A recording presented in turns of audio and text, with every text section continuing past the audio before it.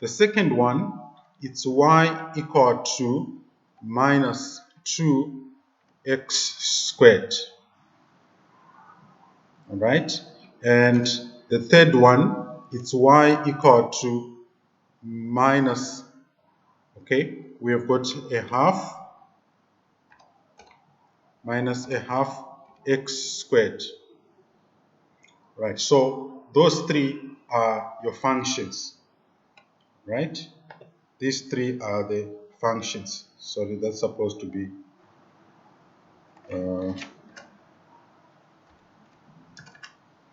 that should be x squared. Right, so if you sketched or if you did the homework, you are supposed to have those three functions, right? Let me just make them bold. Right, the first one, I'm going to make that one bolder.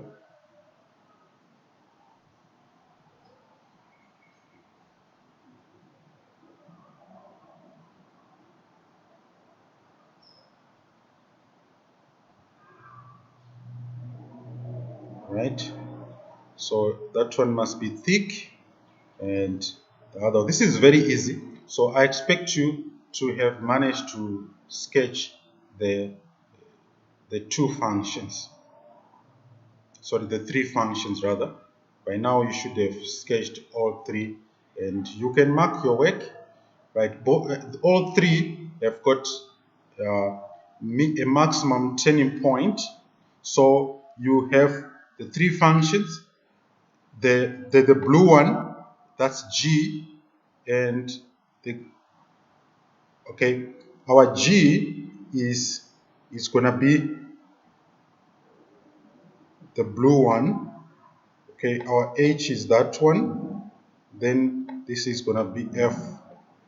All right, so we have our two functions there. Okay, so those are the three.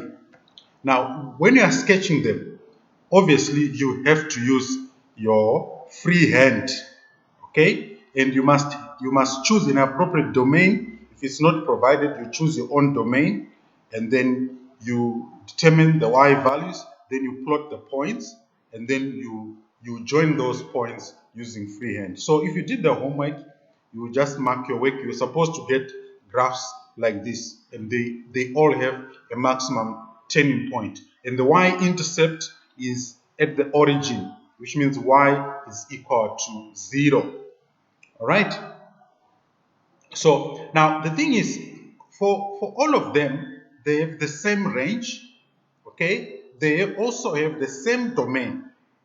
So for all three, if you're asked to write down the range, which is the set of the y values, the domain, which is the set of all the x values, the range and the domain for these three graphs are equal, or they are the same. All right, function, I told you that the quadratic function can be shifted. The good thing is that it has got an axis of symmetry, which is the y-axis. All right, so for the first equation, y equal to minus 3x squared plus 3, that plus 3, it represents the vertical shift by 3 units up. The second one, which is 3x squared minus 3, it represents vertical shift by 3 units down. So let's sketch now using the computer.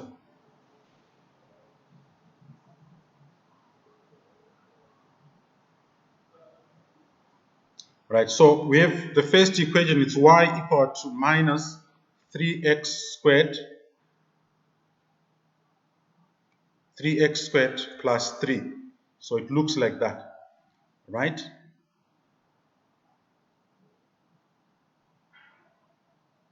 That's the first one. Right, then the second one, it's y equal to 3x squared minus 3. Right, so you're supposed to get the graphs that look like that. Your graphs are supposed to look like that. Now, the two are different in terms of their turning points, because if you look at the first one, that is y equal to minus 3x squared plus 3, which is the green one, right? Because the coefficient of x squared is negative. Okay, if you remember, when I taught the properties, I told you that if the coefficient of x squared is negative, then the graph will have a set face. Okay, so it has got a maximum turning point at y equal to 3. Then the second one is y equal to 3x squared minus 3. The coefficient of x squared is positive, so the graph is happy, so it will have a minimum turning point here where y is equal to minus 3. Now the two graphs intersect at a common point. Okay, they intersect there at those 2 points, and these points, we call them the x-intercepts. Now the two, if we are to write down their domains, they are going to be the same, but their ranges are different. So just to add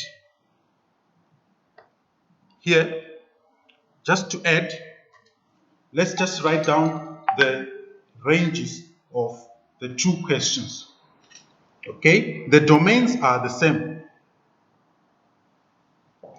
right?